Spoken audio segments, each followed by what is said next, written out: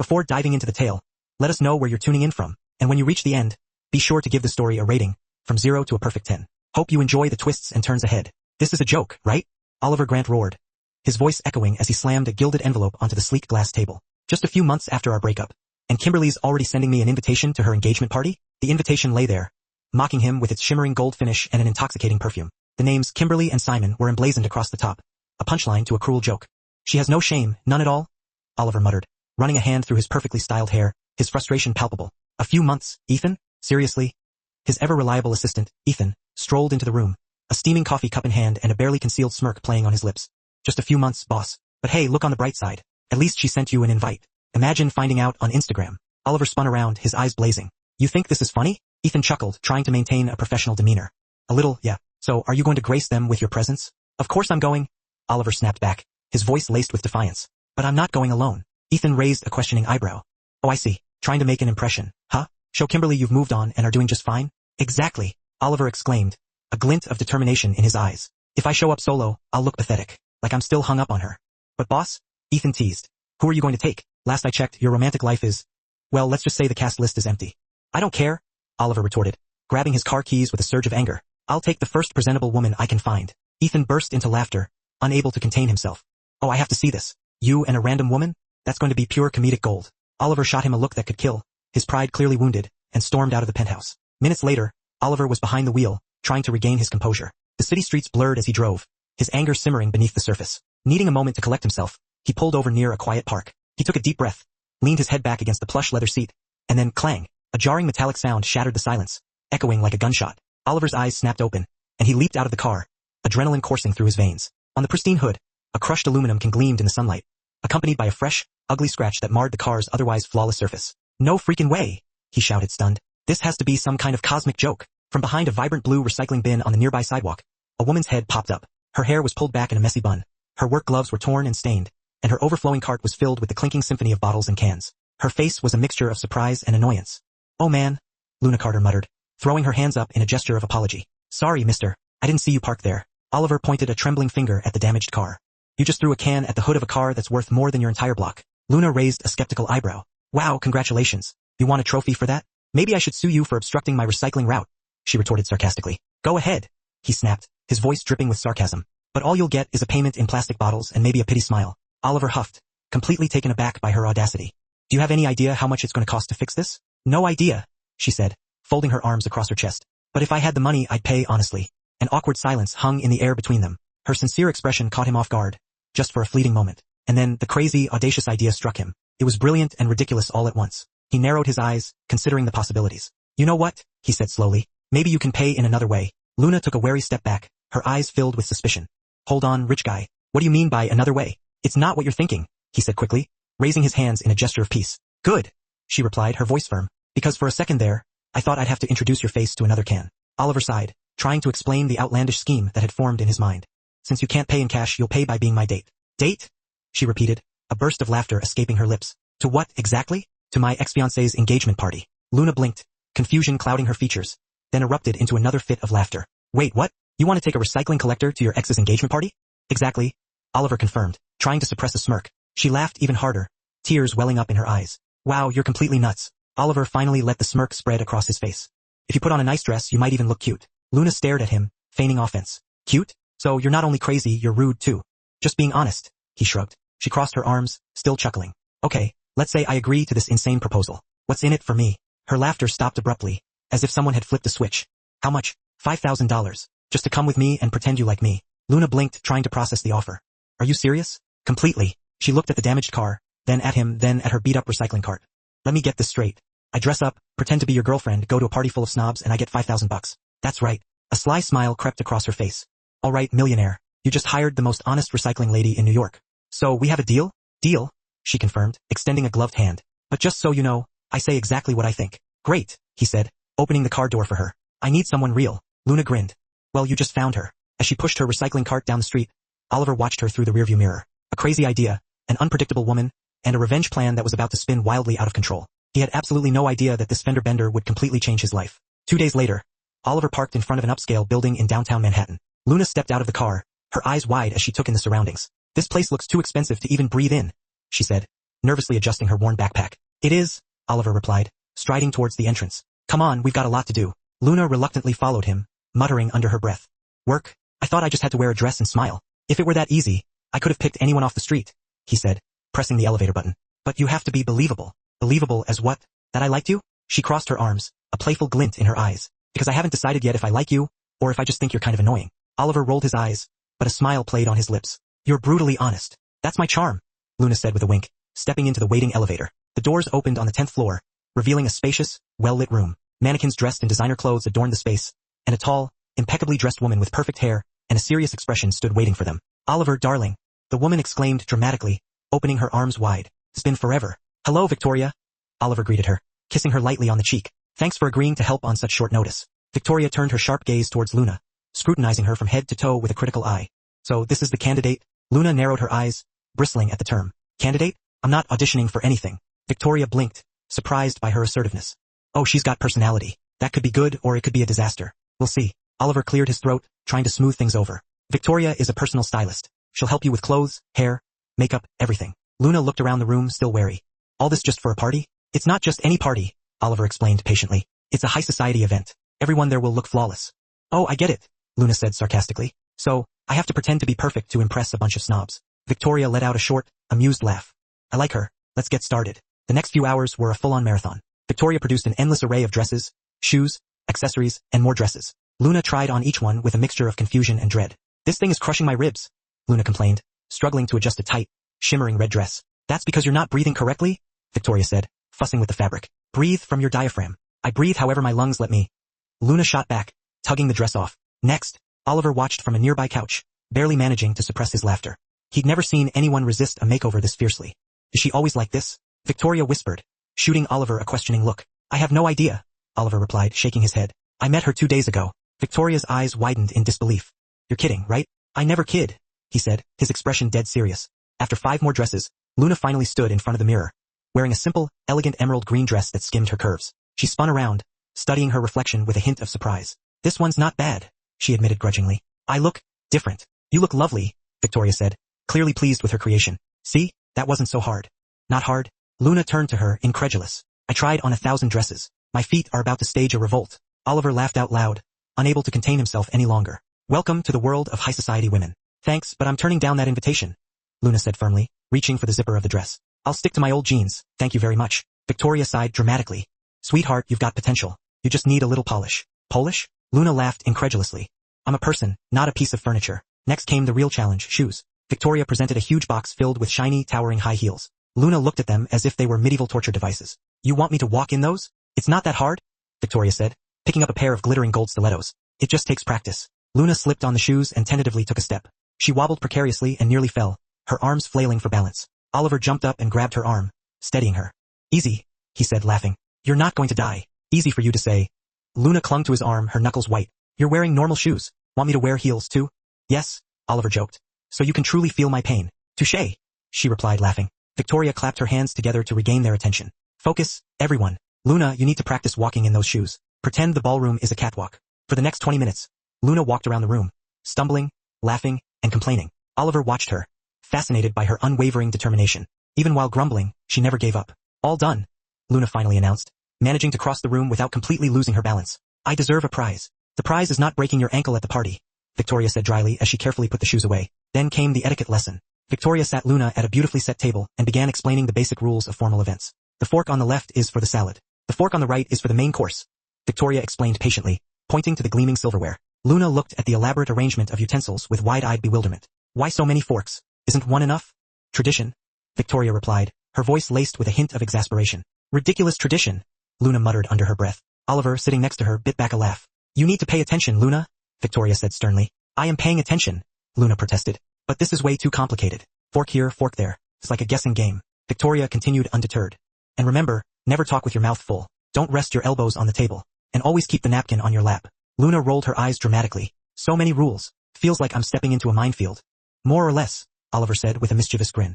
Great, Luna replied sarcastically. Can't wait to step on every single mine. Victoria sighed, but there was a playful sparkle in her eyes. You're a very interesting student. Thanks. I think, Luna said, purposely picking up the wrong fork. What's this one for again? Luna, Victoria exclaimed, gently taking the fork out of her hand. Oliver burst out laughing, the sound echoing through the room. It had been a long time since he'd had this much fun. Luna had a unique way of turning any situation into a comedy routine. Hours later, as the day drew to a close, Luna was exhausted but surprisingly satisfied. Victoria bid her farewell with a tired smile. You survived. Barely, Luna replied, rubbing her aching feet. But I survived. Oliver walked her to the car, a comfortable silence settling between them. Something had shifted, a subtle but noticeable change in their dynamic. Thanks for today, Luna said, looking out the window as they drove. It was different. You're welcome, Oliver replied. You did well, even though I complained about everything? She asked with a mischievous smile. Especially because of that, he said sincerely. Luna looked at him curiously, her brow furrowed. You're weird, you know that? I've been told that before, Oliver admitted, laughing. They drove in silence for a few minutes until Luna broke the quiet mood with a question. By the way, where is this party going to be? At the Grand Lexington Hotel, Oliver answered casually. Luna froze, her eyes widening in shock. Wait, the Grand Lexington?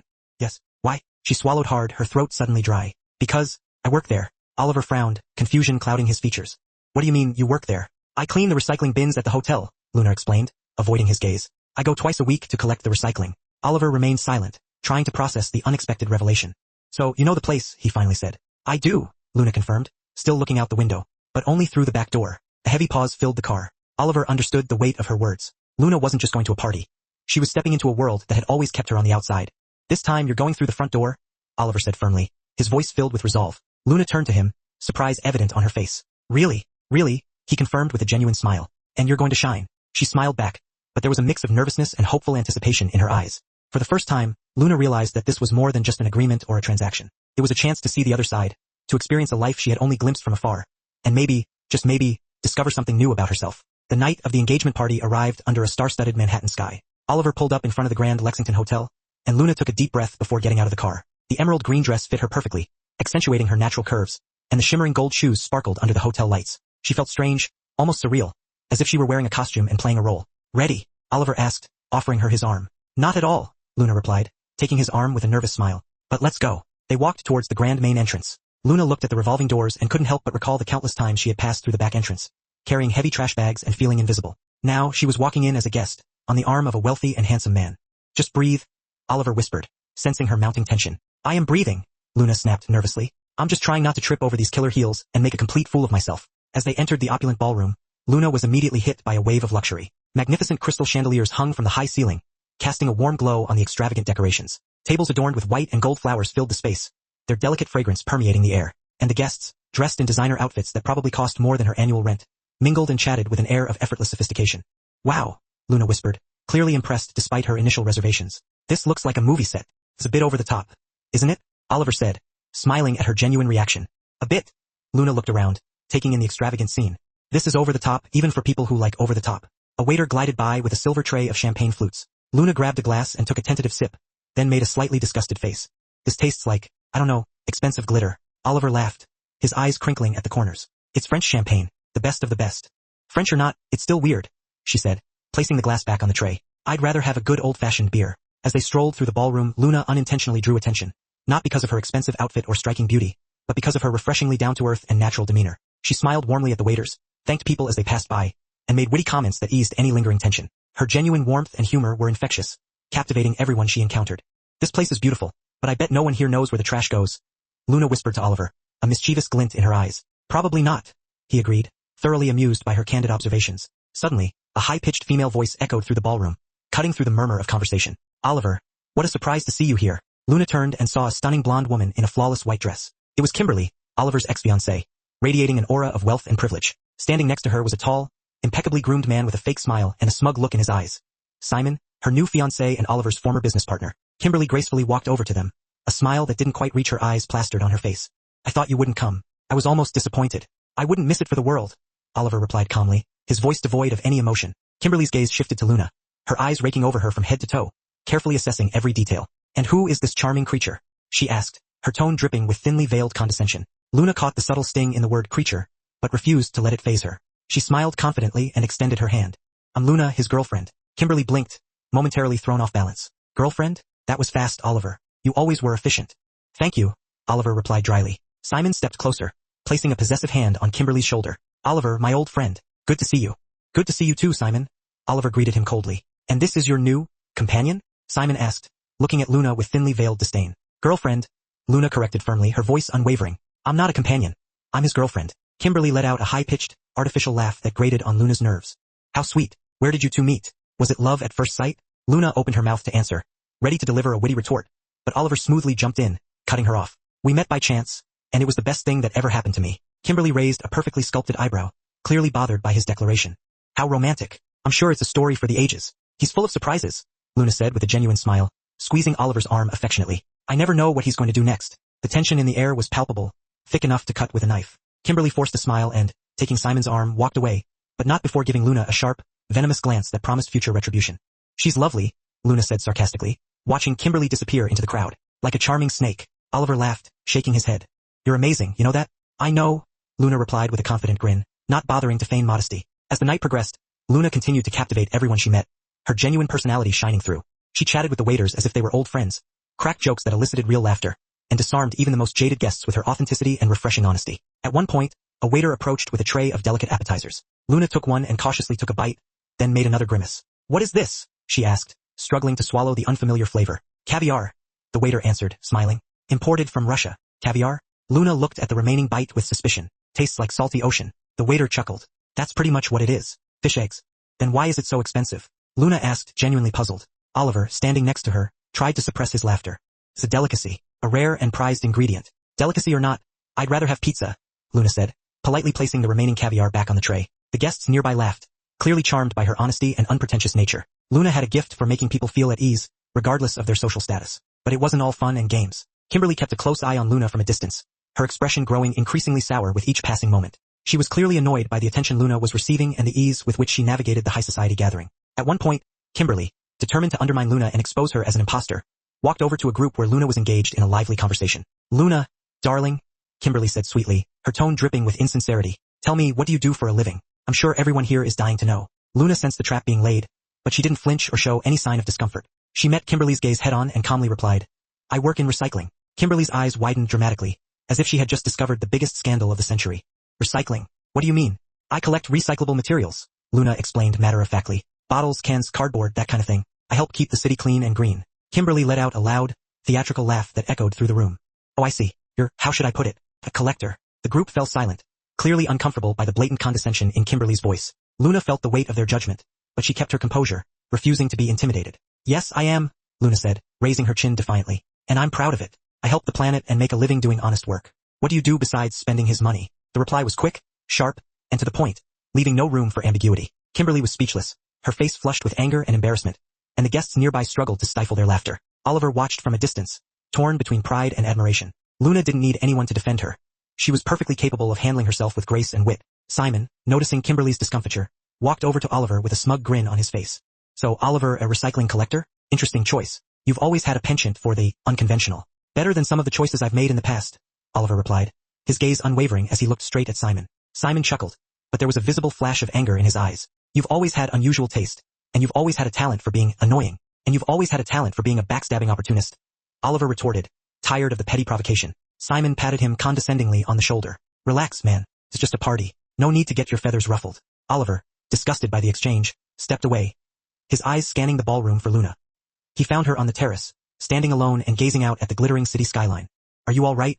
He asked, approaching her cautiously. I'm fine, Luna replied without taking her eyes off the view. I just needed some air. It's a little stuffy in there. Sorry about Kimberly. She can be difficult. Difficult is putting it mildly, Luna said with a wry laugh. But I handled it. She underestimated my trash-talking skills. Oliver smiled, genuinely impressed by her resilience. You were amazing in there, Luna. You completely disarmed them. Thank you. Luna finally looked at him, her expression serious. But all of this feels strange, you know? Like I'm an alien visiting another planet. I don't belong in this world. No one really does, Oliver said honestly, surprising himself with the sincerity of his words. Most people are just pretending, putting on a show for the cameras. Luna was about to respond when an elegant woman approached them, her footsteps barely audible on the stone terrace. It was Jennifer, a close friend of Kimberly's and a notorious gossip. Luna, right? Jennifer asked with a forced smile, her eyes darting around as if she were looking for eavesdroppers. Yes, Luna replied a bit wary. Jennifer glanced around again, making sure they were alone, then leaned in conspiratorially, as if to share a deeply guarded secret. Look, I don't want to interfere, but you seem like a nice girl, and I feel like someone should tell you the truth. The truth about what? Luna asked, her confusion growing. Jennifer sighed dramatically, as if burdened by a terrible secret. It's just, everyone here knows that Oliver is still deeply in love with Kimberly. It's obvious to anyone who's paying attention. Luna felt her chest tighten, a knot of anxiety forming in her stomach. What? It's painfully obvious. Jennifer went on, her tone sharp and laced with malicious satisfaction. He only brought you here to make her jealous. You're just a distraction, sweetie. A shiny new toy he'll toss aside the moment he's bored. Luna stood silent, stunned by the venom in Jennifer's words. But Jennifer didn't stop there. You two don't even seem like a real couple. There's no genuine connection between you. He's using you to get back at her, to try to hurt her. I bet the moment she wants him back, he'll drop you without thinking twice. You're nothing but a pawn in their twisted game. The words hit Luna like a physical blow, each syllable a sharp, stinging barb. A wave of anger, sadness, and humiliation washed over her, threatening to overwhelm her. Suddenly everything made sense.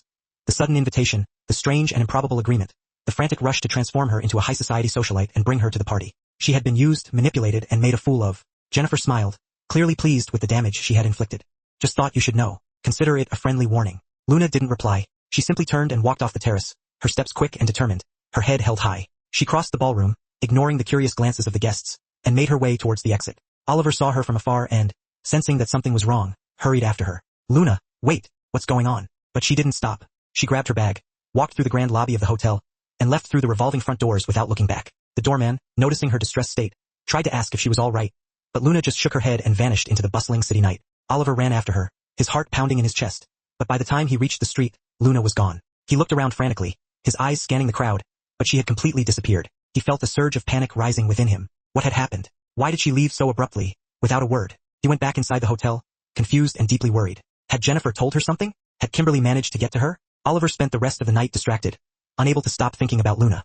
Her image haunted him, replaying in his mind with relentless persistence. What was she thinking? Where was she now? When he finally left the hotel, he drove in silence, lost in thought. Something had shifted, something profound and irreversible, and he knew he needed to find Luna and discover what had transpired, no matter the cost. The morning sunlight streamed through the windows of Luna's small apartment, but she barely noticed its warmth. She had spent the night wide awake, tossing and turning, replaying every word Jennifer had spoken, every calculating look from Kimberly, every seemingly innocent moment she had shared with Oliver. It had all been a lie, a cruel and elaborate game. She forced herself out of bed, her body heavy with fatigue and disillusionment. She got dressed for work, putting on her familiar jeans, t-shirt, and work boots, and grabbed her battered recycling cart. Her well-worn routine was her refuge, the one constant in her chaotic life. Pushing the cart through the familiar streets, collecting bottles and cans, sorting the materials with practiced precision. It was simple, honest, and real, everything that opulent party wasn't. "Morning, Luna," called Tom, the friendly owner of the corner store, waving at her from behind his newspaper stand. "Morning, Tom," she replied, forcing a smile that didn't quite reach her eyes. "You okay? You look tired."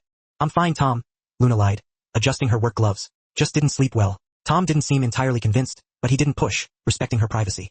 "Well, you take care now, you hear?" "I will," she promised, offering him another strained smile. Luna kept going, pushing the cart along the familiar sidewalks. Every street, every corner felt like home, a comforting reminder of her roots and her identity. This was where she belonged, not in fancy ballrooms with crystal chandeliers and fake people. So why did her chest feel so tight, her heart aching with a dull, persistent pain? Why did she feel such a profound sense of loss, as if she had lost something precious? She stopped in front of a vibrant blue recycling bin, automatically opened it, and began sorting the recyclables. Plastic bottles, aluminum cans, cardboard boxes. The mechanical routine helped to calm her racing mind, providing a temporary distraction from her swirling thoughts. But then, an image unexpectedly broke through her carefully constructed defenses. Oliver laughing when she complained about her uncomfortable shoes, Oliver holding her arm when she almost tripped, Oliver looking at her with that crooked, endearing smile that always disarmed her and made her heart flutter. Luna shook her head, frustrated with herself for allowing those thoughts to creep back into her mind. "Stop it, Luna," she muttered under her breath. "He used you. It was just a stupid game. You were a fool to think it could be anything more." But deep down, a small, rebellious part of her wasn't entirely sure. A part of her that clung to the hope that maybe, just maybe, there had been something real between them. Across town, Oliver woke up with the same empty and unsettling feeling that had plagued him throughout the night. He hadn't slept well, tossing and turning restlessly, his mind consumed by thoughts of Luna. Every time he closed his eyes, he saw her walking out of that party, disappearing into the night without a word, leaving him standing there, bewildered and alone. He grabbed his phone and dialed her number for the 10th time that morning, his anxiety growing with each unanswered ring. Voicemail again. "Damn it," he muttered, tossing the phone onto the plush leather couch in frustration. Ethan walked into the room with a tray of steaming coffee, his expression sympathetic. "Still no word from her?" "Nothing," Oliver replied, running a hand through his disheveled hair. Oliver rubbed his face, a gesture of utter bewilderment. She had simply vanished, like smoke in the wind. "And you have absolutely no clue what happened?" he pressed, his voice laced with desperation. "None," Oliver's assistant, Ethan, replied. Oliver stood up, pacing restlessly. She seemed perfectly fine. "We were having a pleasant conversation on the terrace, enjoying the evening air." He paused, searching for an explanation. And then, out of nowhere, she just bolted. Ethan scratched his head, a thoughtful frown creasing his brow. Someone must have said something to her. Maybe someone let slip something unintentionally? "What do you mean?" "Said what?" Oliver snapped, his frustration bubbling over. "I need to talk to her, Ethan. I need to explain things, set the record straight, smooth things over." "Explain what, boss?" Ethan asked cautiously, sensing the precariousness of the situation. That you only brought her to the party to make your ex jealous, to prick her pride? Oliver fell silent, the unspoken truth hanging heavy in the air. Yes, that was exactly what he had done. A bitter pill to swallow, but undeniable. But something had shifted within him. Luna was no longer a pawn in a petty game. She had become important. I messed everything up, Oliver admitted, the words laced with defeat. Well, at least you're acknowledging it, Ethan said, settling back into his chair. Now you've got to fix it. You've created this mess. Now you need to clean it up. How? She's not answering my calls. She's ghosting me. Stonewalling me completely. Then go see her. Knock on her door. Plead your case in person, Ethan suggested. You know where she works, right? Where she spends her days, turning trash into treasure. Oliver paused, a flicker of hope igniting within him. Luna had mentioned the streets she patrolled, collecting recyclables. The Lower East Side, wasn't it? Rivington, maybe? Maybe there was still a chance to find her, to salvage the situation. He snatched his car keys from the desk and bolted out of the office, leaving Ethan staring after him. He spent hours driving through the labyrinthine streets of Manhattan, his eyes scanning for the telltale blue recycling cart, searching for the determined woman who breathed life into discarded bottles and cans. But Luna seemed to have disappeared into the urban sprawl. Frustrated, Oliver pulled over to the curb and killed the engine. He climbed out of the car and walked slowly along the sidewalk, his gaze sweeping over the littered streets. Then he spotted it. A crushed aluminum can lying on the grimy pavement, glinting dully in the afternoon sun. He bent down and picked it up, turning it over in his hands with a sad smile. It was just like the one Luna had hurled at his car the day they met. A defiant act that had sparked something unexpected. That was the beginning of everything, the catalyst for this whole chaotic mess. Oliver slipped the crumpled can into his coat pocket. It was a tangible reminder of how it all started, and just how spectacularly he had ruined things. While Oliver desperately searched for Luna, another storm was brewing across town. Kimberly was in her luxury apartment, idly flipping through bridal magazines, her face a mask of boredom. Then Simon sauntered in, a satisfied grin plastered across his face. You're going to absolutely love this, he announced, tossing his phone onto the plush sofa. Kimberly picked it up and scanned the headline from a sleazy gossip site. Her eyes widened, a spark of mischief igniting within them. Perfect, she murmured, a cold smile playing on her lips. Absolutely perfect. This is exactly what we needed. Simon settled beside her, close enough that their shoulders touched. Now it's time for the next step. Time to turn the screws. Kimberly nodded, her mind already racing. Let's systematically destroy his image, his reputation, his very being. And hers too while we're at it. She deserves to be punished for even daring to breathe the same air as us. That afternoon, Kimberly embarked on a calculated campaign of misinformation, making a series of strategic phone calls. Journalists, magazine editors, influential bloggers. She carefully planted insidious seeds of doubt, always artfully mixing a kernel of truth with a mountain of lies. It was a strategy that had served her well in the past, and she had no doubt it would work again. The next day, the bomb dropped. All the major news outlets and gossip sites ran the same sensational headline.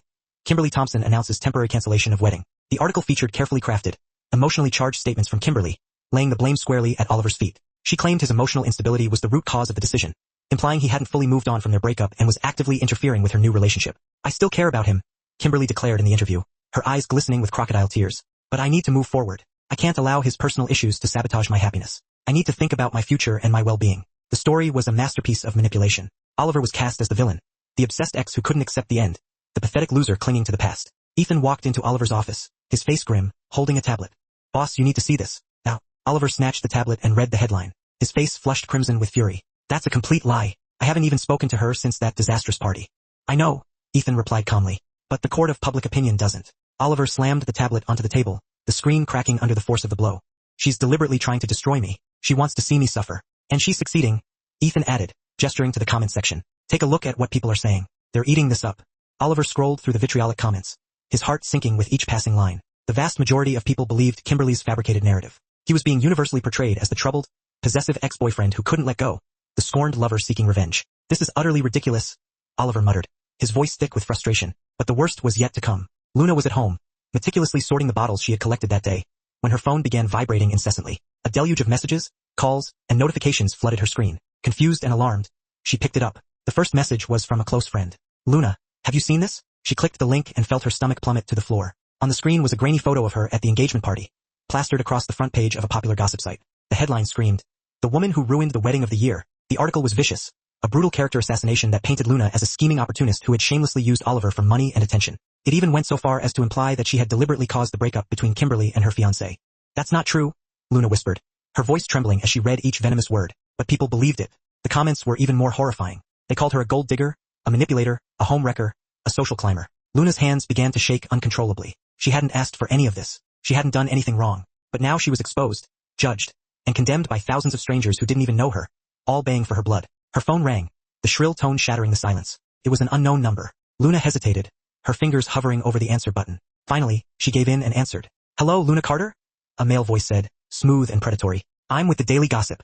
We'd like to schedule an interview with you to discuss your relationship with Oliver Grant. Luna hung up immediately, severing the connection, but the phone kept ringing relentlessly. More calls, more questions, more intrusions into her private life. Overwhelmed and terrified, she switched off the phone and hurled it onto the couch. The tears finally came, hot and angry, streaming down her face. She had been used, humiliated, and now publicly torn apart, all because of a stupid agreement, all because of Oliver Grant. Luna wiped her tears away furiously. She refused to let this break her. She had survived far worse hardships in her life. She would get through this too. But deep down, a quiet pain lingered, a reminder that for a fleeting few days, she had allowed herself to believe that she could belong in that glamorous world, that she could be more than just a recycling collector, that maybe, just maybe, Oliver genuinely cared about her. But it had all been a cruel illusion. And now she was alone, left to deal with the devastating fallout of a game she should have never agreed to play. Across the city, Oliver stood in his office, the crumpled aluminum can still clutched in his pocket, staring blankly out the window. He knew he had to find Luna, no matter the cost. He had to explain things, to set the record straight, to apologize for his colossal mistakes. He had to fix what he had broken. But how do you find someone who desperately doesn't want to be found? And how do you adequately explain something you barely understand yourself? In the days that followed, the headline about Luna spread like wildfire across the internet. The online world exploded with divided opinions. Some attacked her with cruel, personal insults, branding her a gold digger and an opportunist. Others stood up for her, defending her right to live her life without judgment. She was just living her life, minding her own business. One woman wrote on Twitter, "Why is everyone blaming her? She's a victim in all of this." "I agree completely," someone replied. "The real villain here is the manipulative ex-fiancé who orchestrated this whole thing." Luna obsessively read the comments on her phone, swinging wildly between anger and a sliver of relief. At least some people saw the truth, or at least a glimmer of it. But it didn't erase the humiliation, the feeling of being exposed and vulnerable. She was at home, listlessly sorting bottles, when her phone rang. It was Beth, her best friend, her confidant, her rock. "Luna, have you seen what's going on?" Beth asked excitedly. "The internet is going crazy." "I have, and I'm not exactly thrilled about it," Luna answered wearily. "But half the internet is on your side," Beth exclaimed. "People are sticking up for you everywhere. They're defending you from the haters." "Great," Luna muttered unenthusiastically. "But the other half probably wants to hang me from the nearest lamppost." "Forget those people, Luna," Beth advised. "They don't know you. They don't matter. Just ignore the noise." "I just want this whole thing to be over," Luna said, her voice barely above a whisper. But things were far from over. That afternoon, Oliver received an unexpected invitation to appear on a live interview for a popular national news program. Ethan convinced him it was the perfect opportunity to clear the air, to set the record straight, to salvage his reputation. "You need to speak up, boss," Ethan insisted. "And you need to stand up for Luna, too. She's taking all the heat for your mistakes." Oliver reluctantly agreed. He had to do something, anything. He couldn't stand by and watch Luna be devoured by the media circus. The show aired at 6 o'clock in the evening. Oliver sat nervously in the studio, meticulously straightening his tie, while the host, Patricia Morgan, breezed through her notes with practiced ease. "Ready, Oliver?" Patricia asked, flashing him a professional, practiced smile. "As ready as I'll ever be," he replied, trying to project an air of calm confidence. The interview started smoothly enough. Patricia asked about the cancelled engagement with Kimberly and Oliver's unexpected relationship with Luna. He answered carefully, meticulously choosing his words, trying to strike a balance between honesty and self-preservation. "So, Oliver," Patricia continued, her voice dripping with practiced curiosity. "This young woman, Luna Carter, how did you two meet?" "It was an unexpected meeting," Oliver said, forcing a smile. "She impressed me from the very first moment. She's incredibly strong and resilient." "And is it true that she works in recycling?" Patricia pressed, a subtle hint of skepticism in her voice. "Yes, she does. And I deeply admire the work she does," Oliver said sincerely. "It's honest work, and she takes pride in it." Patricia paused, glancing down at her notes. "But there are rumors that you took her to the party just to get back at your ex-fiancé, to make her jealous. Is that true?" Oliver hesitated, caught in a trap of his own making. He had to be honest, but he also had to protect Luna from further scrutiny. "Look, Patricia, at first, I admit my intentions weren't entirely pure. But Luna is an incredible person. She completely changed how I see things. It was like a social experiment that turned out really well." The words hung in the air, heavy with unintended implications. He knew instantly that he had made a terrible mistake. Patricia's eyes widened, a predatory gleam entering them. "Social experiment?" she repeated, her voice dripping with intrigue. "No, wait, that's not what I meant," Oliver stammered, desperately trying to backtrack. "I misspoke. I phrased that poorly. But it was too late. The damage was done." The interview continued, but the momentum had irrevocably shifted. When it ended, Oliver walked out of the studio, knowing he had made everything infinitely worse. And he was right. Hours later, news sites were running sensational headlines. "Oliver Grant calls girlfriend a social experiment," during live interview. Clips of the interview were selectively edited, showing only the snippet where Oliver uttered that unfortunate phrase. It was completely taken out of context, but no one seemed to care. The media had their sound bite and they were running with it.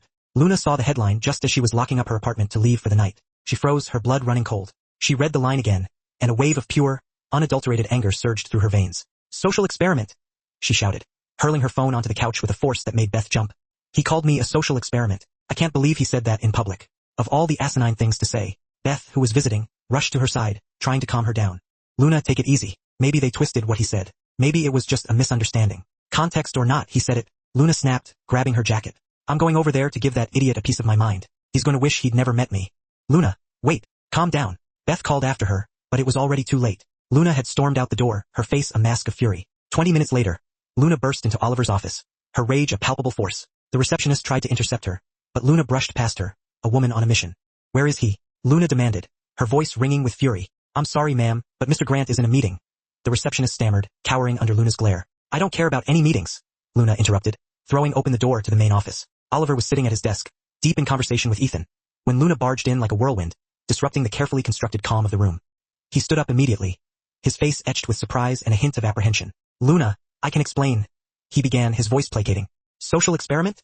She shouted, flinging her purse onto the floor with a resounding thud. Am I a social experiment to you? Is that how you see me? Some sort of lab rat to be poked and prodded for your own amusement? Oliver raised his hands in a gesture of surrender, desperately trying to defuse the situation.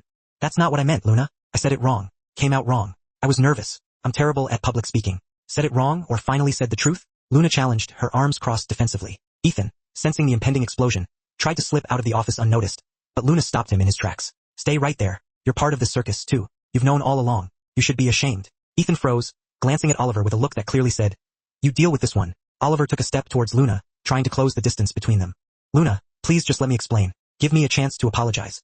Go ahead, she snapped, her eyes blazing with anger. Explain why you used me, why you exposed me like that, why I've become a laughingstock on the internet. Explain why you brought me into your messed up world in the first place. I didn't mean for any of this to happen, Oliver said, his voice thick with frustration. I swear, I tried to protect you. Protect me? Luna laughed sarcastically. You called me a social experiment on national television. That's protecting me? What kind of logic is that? It was a mistake, Oliver insisted, his voice pleading. I was nervous, and the words just came out wrong. I didn't think. I blurted it out. I'm not good under pressure. Luna looked deep into his eyes, searching for a flicker of honesty. You used me, Oliver. Just admit it. Say it to my face. A heavy silence fell over the room, broken only by the sound of their ragged breathing. Oliver sighed, his shoulders slumping in defeat. Yes, at first I used you, he admitted, his voice barely audible. I wanted to get under Kimberly's skin. I wanted to prove that I had moved on, that I was desirable, that I was happy. But what? Luna cut in, her arms still crossed tightly. But you what, Oliver? Fell madly in love with me? Had a sudden change of heart? Started to care about my feelings? Spare me the theatrics. But you changed everything, Luna? Oliver said sincerely, his eyes pleading with her to understand. You weren't part of the plan. You were real. You were authentic. You were the only genuine thing in my life. Luna felt something shift inside her, a flicker of something warm and unfamiliar, but she ruthlessly pushed the feeling away.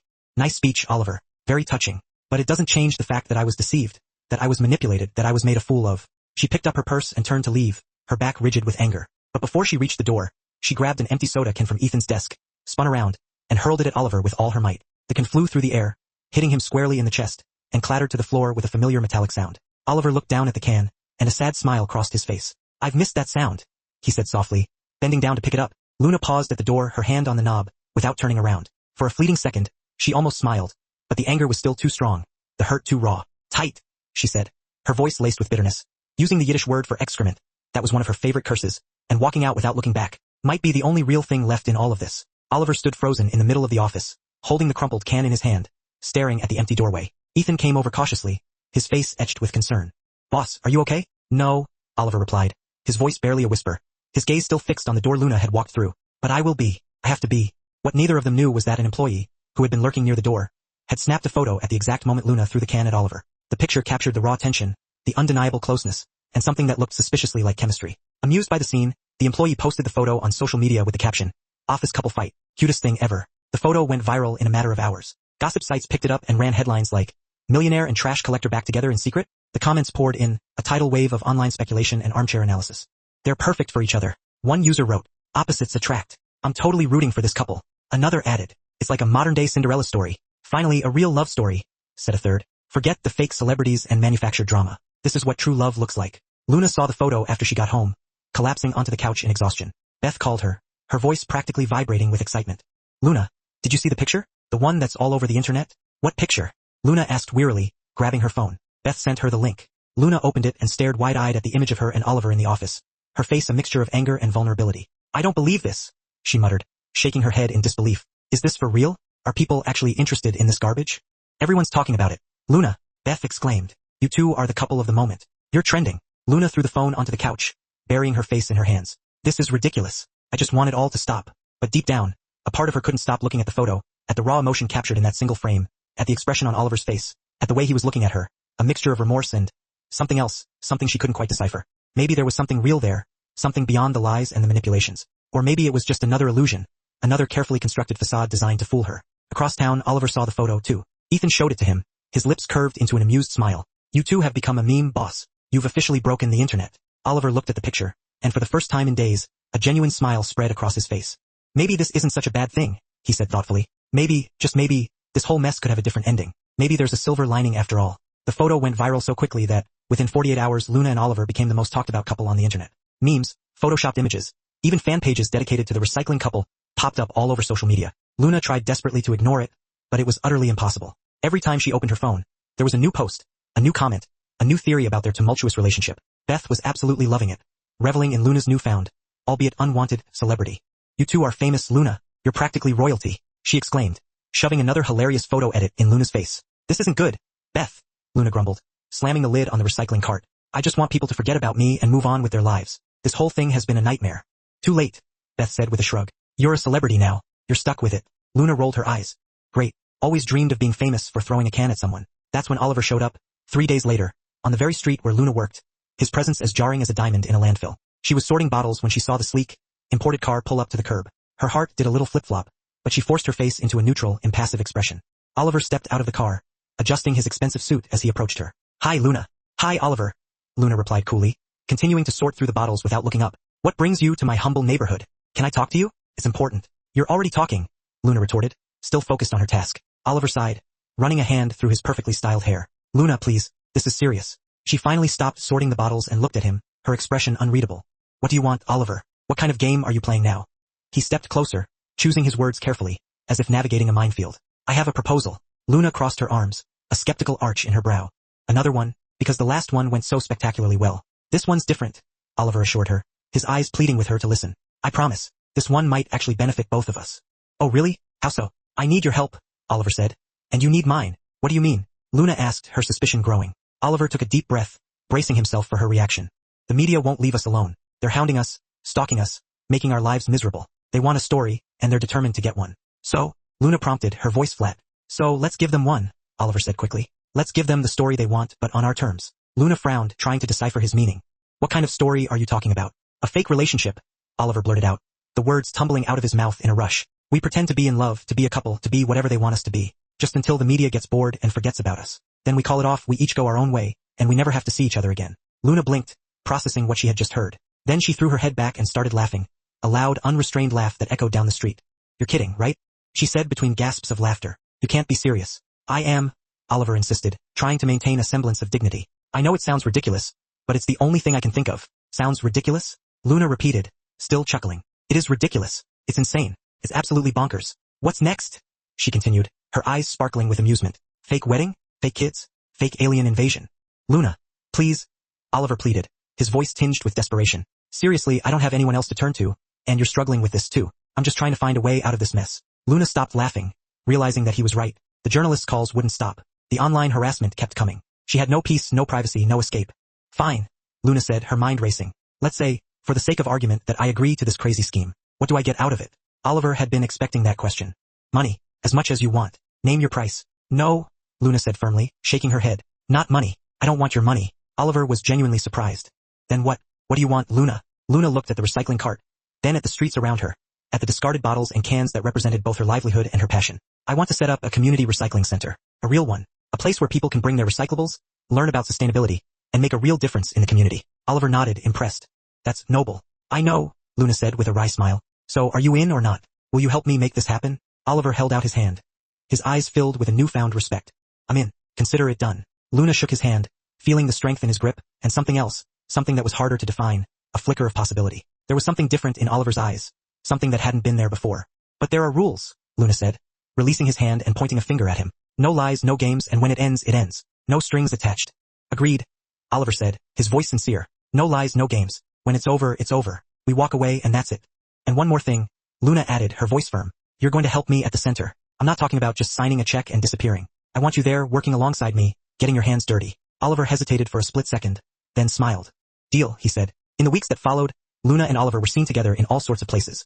Cozy cafes, romantic parks, trendy restaurants. The media ate it up, devouring every carefully staged photo opportunity. Headlines shifted from the woman who ruined the engagement to the most unexpected couple of the year. And surprisingly, it worked. People started rooting for them, charmed by the unlikely pairing of the millionaire and the recycling collector. The chemistry between them was undeniable, even in the candid photos taken by the paparazzi. It was as if the cameras were capturing something real, something that even they couldn't deny. But something was changing, something subtle but profound. What started as a fake relationship, a calculated publicity stunt, was slowly, inexorably, becoming real. Their conversations grew longer, their laughter more sincere, their glances more intense. Luna tried to ignore it, to tell herself that it was all just a performance.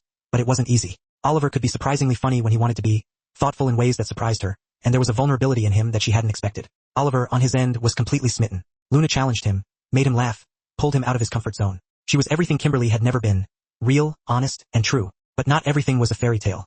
While Oliver and Luna were building their fake relationship, Kimberly and Simon were lurking in the shadows, plotting their revenge. They hadn't forgotten the humiliation they had suffered at the engagement party, and they were determined to make Oliver pay. Simon was in his office, reviewing financial documents, when Kimberly walked in with a sly, predatory smile. "It's done," she announced, her voice dripping with satisfaction. "What is?" Simon asked, looking up from his papers. "I got access to Oliver's company accounts," Kimberly said, settling onto his lap. "With the help of a strategically placed contact, of course." Simon smiled, a cruel glint in his eyes. "You're brilliant, darling. Absolutely brilliant." "I know," Kimberly said confidently. "Now we just wait for the collapse." And the collapse came quickly, like a house of cards in a hurricane. A few days later, Oliver was in his office, reviewing quarterly reports, when Ethan walked in looking ashen-faced.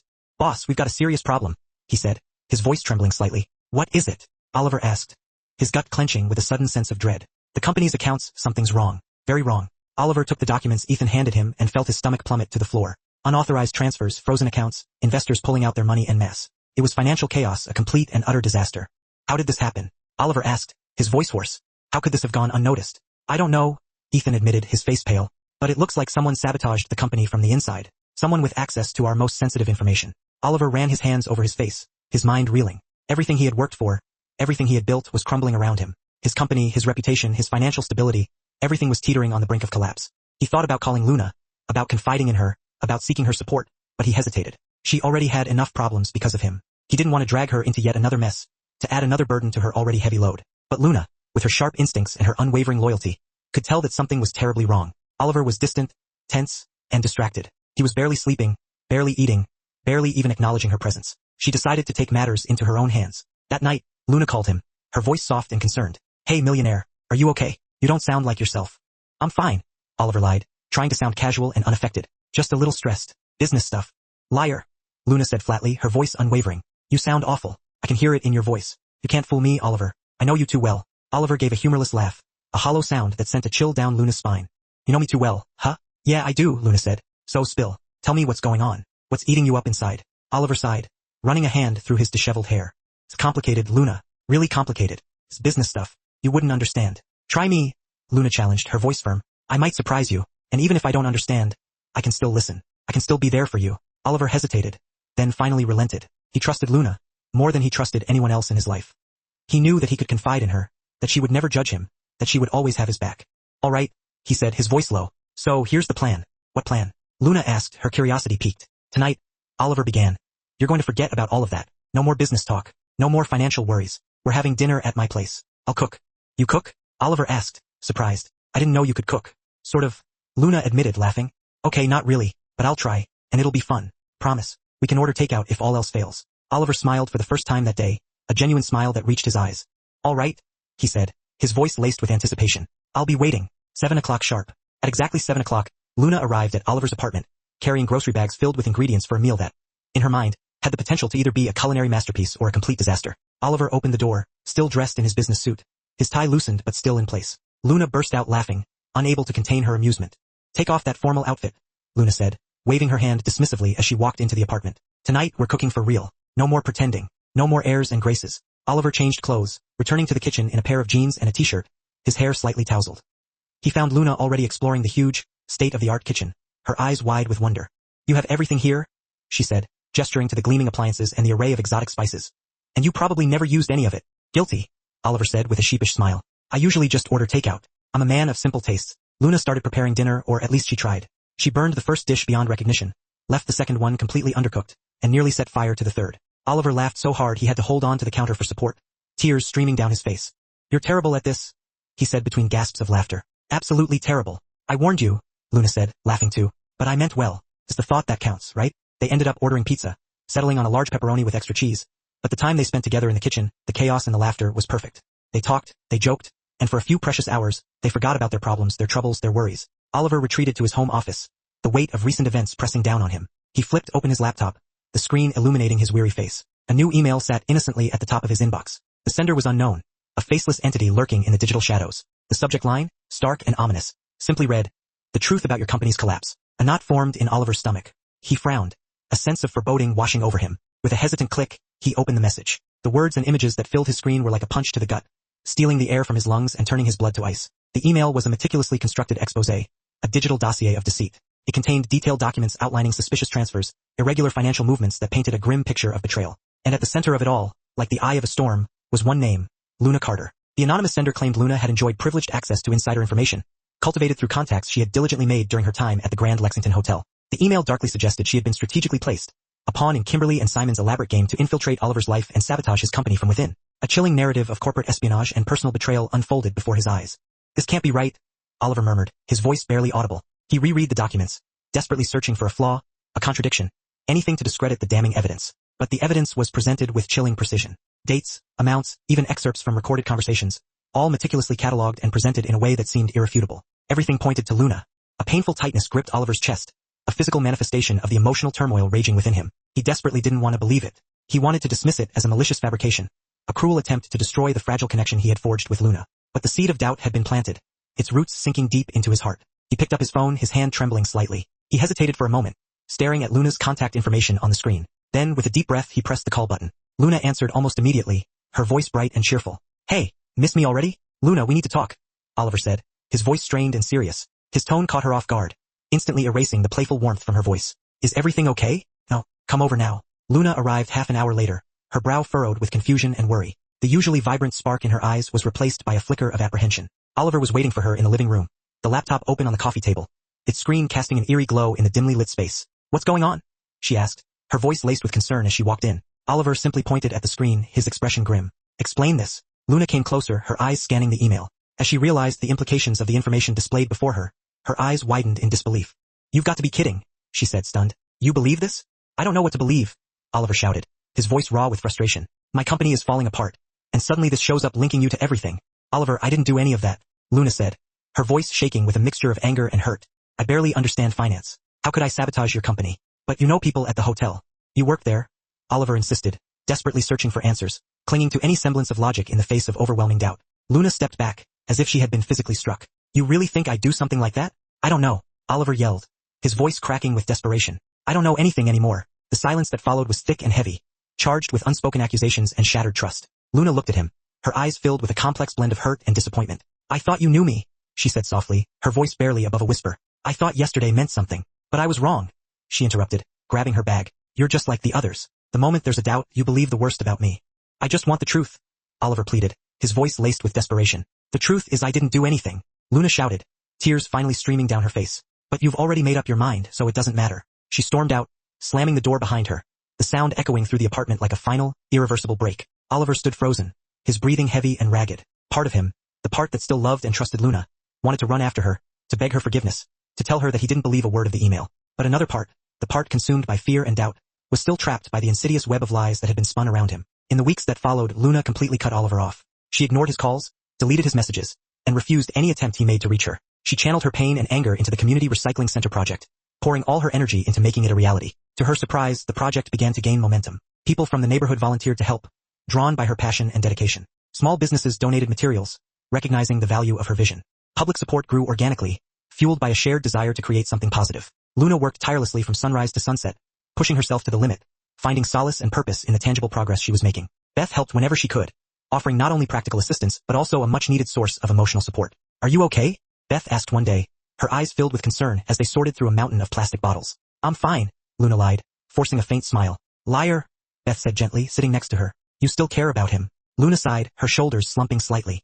"It doesn't matter. He doesn't trust me." "Maybe he was just confused," Beth offered, trying to find a silver lining in the dark cloud that hung over Luna's head. "Confused or not, he accused me," Luna said firmly, her voice hardening with resolve. "And that's not something I forgive easily." Meanwhile, Oliver was conducting his own investigation, driven by a gnawing sense of guilt and the lingering feeling that something about the email didn't quite add up. He hired a tech expert to trace the origin of the message, hoping to unearth the truth that lay hidden beneath the surface. The answer came days later, delivered with a chilling certainty. The email had been sent from within Oliver's own company, from a specific computer. And once Oliver discovered who had access to that machine, the pieces of the puzzle fell into place with devastating clarity. It had been a setup, a carefully orchestrated conspiracy. Someone had planted the evidence, meticulously crafting a false narrative to frame Luna and drive them apart.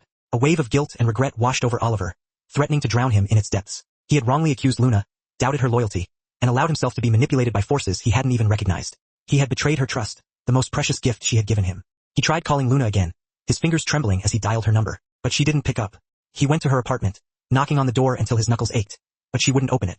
She had completely severed all ties, shutting him out of her life. Desperate, Oliver decided to help her in another way, hoping to atone for his mistakes in some small measure. If she wouldn't accept him, maybe she'd accept his support for the project that meant so much to her. He made anonymous donations to the recycling center, funneling funds through intermediaries to ensure his involvement remained a secret. He provided high-quality equipment, knowing it would make a significant difference in the efficiency and effectiveness of her operation. He even connected Luna with influential people in the sustainability field, opening doors that would have otherwise remained closed. But despite his efforts, Oliver couldn't shake the emptiness that had settled in his soul. He missed Luna with an intensity that surprised him. Each day without her was harder than the last. He missed her laughter, the way she challenged him, her unwavering honesty, even her stubbornness. He had thrown it all away, sacrificing their love on the altar of doubt and suspicion. Luna, meanwhile, tried to move on, focusing on the project and immersing herself in the community she was trying to serve. The recycling center was growing, thriving, and she should have been happy, proud of what she had accomplished. But there was an emptiness inside her that she couldn't fill, a void that echoed with the absence of Oliver's presence. One day, Luna received a call from a lawyer, informing her of an unexpected opportunity. The perfect piece of land for the recycling center, a spacious plot in a prime location, was now available for purchase at an unbelievably low price. But who's selling it? Luna asked, her suspicions immediately aroused. A company called Green Future Incorporated, the lawyer replied. They want to support sustainable projects. Luna looked up the company, but couldn't find much information. It seemed legitimate enough, a relatively new entity with a focus on environmental initiatives. Still, she couldn't shake the feeling that something was amiss. Despite her reservations, the offer was too good to pass up.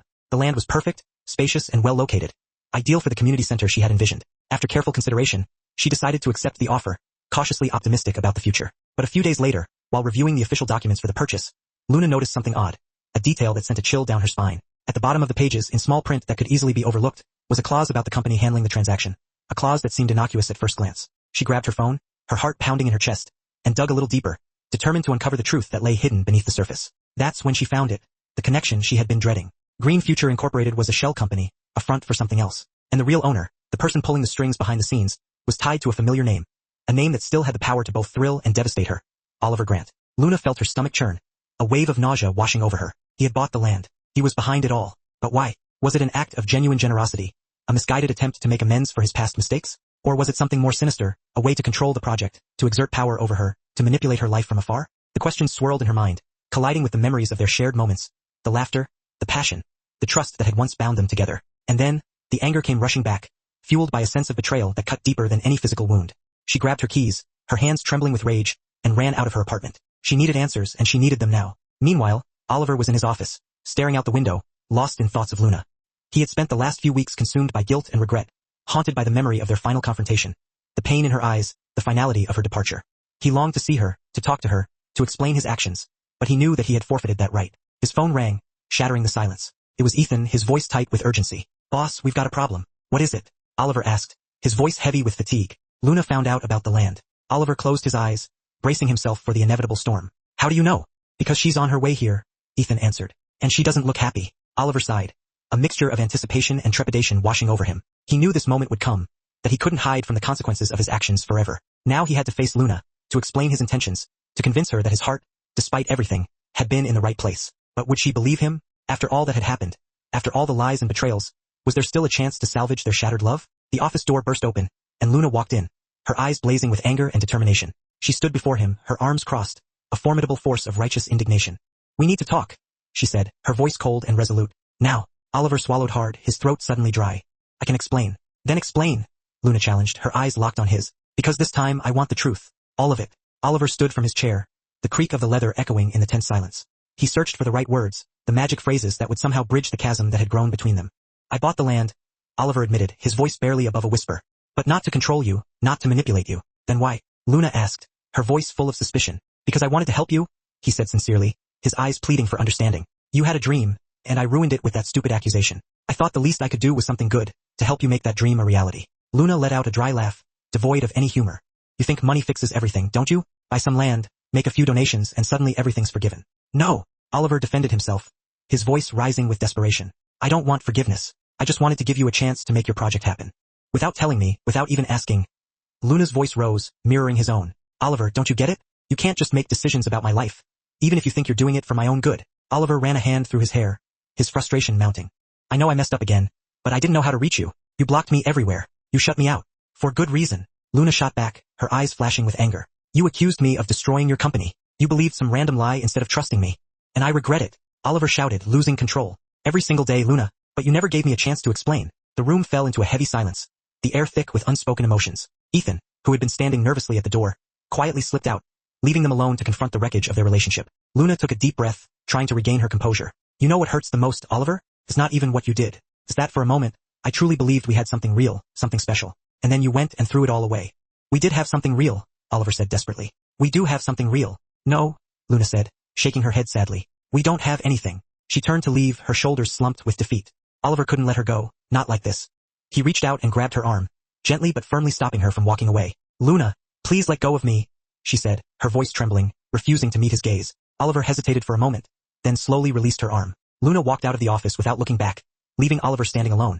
His heart shattered into a million pieces. Days later, the most important charity event of the year was held in New York, the Green Future Gala, dedicated to recognizing and supporting sustainable projects. Luna had been invited to present her community recycling center, a significant honor that also filled her with a sense of dread. She was nervous, terrified of speaking in front of such a large and influential audience. It was her first major public presentation, and the pressure to succeed was immense. Beth was with her, offering moral support and a calming presence amidst the swirling chaos of the event. You're going to be great, Beth said, adjusting Luna's simple but elegant dress. I hope so, Luna murmured, her eyes scanning the opulent ballroom. The event was packed, filled with business leaders, celebrities, environmental activists, all important people who could potentially make or break her project. Luna took a deep breath and stepped onto the stage when her name was called, forcing herself to smile and project an air of confidence she didn't feel. The presentation started well.